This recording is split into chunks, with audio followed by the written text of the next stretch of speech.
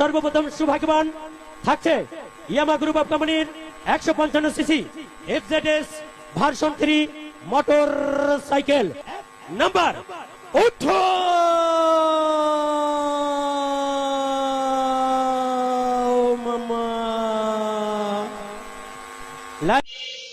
আপনারা অবগত আছেন রংপুরের ঘাগর নামে এক জায়গায় কিছুদিন আগে লটারি চালু হয়, ওখান থেকে সৈয়দপুরে চালু হয়েছিল, তারপরে বদরগঞ্জে, খোলাহাটি, হাসিরানগরে চালু হয়।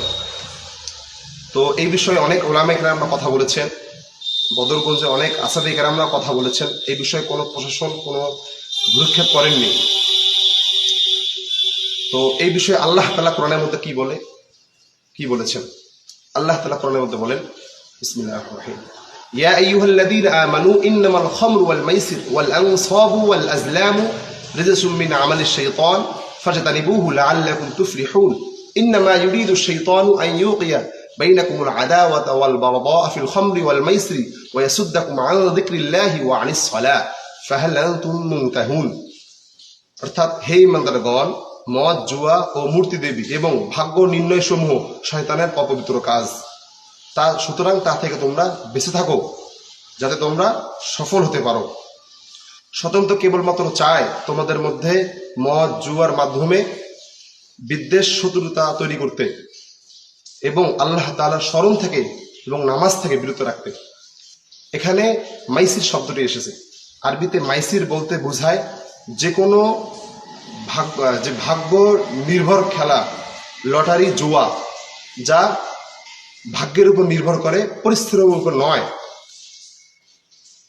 এর মধ্যে আধুনিক লটারি, জুয়া, খেলাধুলা এগুলা।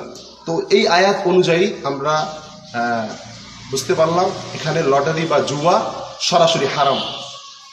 তো আমি পুরা দেশবাসীকে এটাই বলবো, আপনারা সচেতন হন।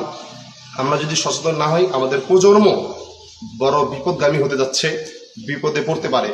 কারণ এই জুয়ার মাধ্যমে আমরা আজকে শেষ হয়ে যাচ্ছি। তো আমরা এর বিষয়ে আমরা গুরুত্ব দিব যেন কোথাও চালু না হয় লটারি। যেটা হারাম তো হারামই, হারামের সাথে কোনো আপোষ হবে না ইনশাআল্লাহ। তাই আমরা যেখানেই লটারি চালু হোক না কেন, যেখানে হারাম চালু হবে সেখান থেকে আমরা আওয়াজ তুলব যেন এটা বন্ধ হয়ে যায়। আর আমি প্রশাসন ভাইদেরকে এতটুকুই বলবো, আপনারা খুব দ্রুত আল্লাহর দরবারে, আল্লাহর কাঠগড়ায় জবাবদেহি করতে হবে। আপনারা সচেতন হয়ে থাকেন, এর জন্য প্রস্তুত নেন। আপনারা কাল কিয়ামতের মাঠে আল্লাহর দরবারে জবাবদেহি করতে হবে। এই কারণে আল্লাহ তাআলা আমাদের সকলকে উত্তম কথাগুলি আমল করার তৌফিক দান করুন। আমিন।